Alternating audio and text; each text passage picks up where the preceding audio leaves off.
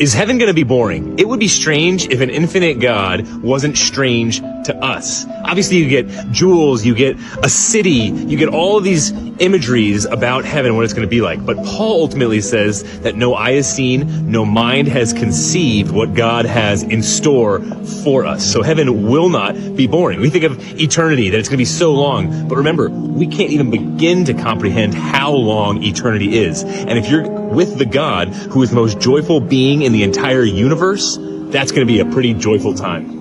C.S. Lewis once said, if you can't read adult literature, then stick to children's literature. He was referring to the book of Revelation, which is highly symbolic apocalyptic literature, talking about heaven and hell and judgment and tribulation. But the great news of heaven is, it's better than anything you can imagine because it is where God is.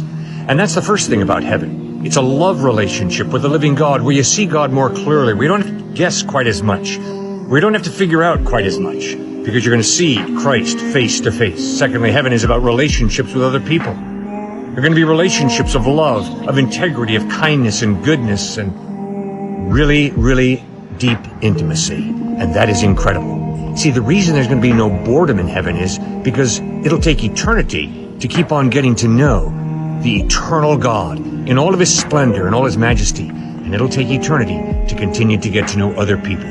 That'll be truly exciting.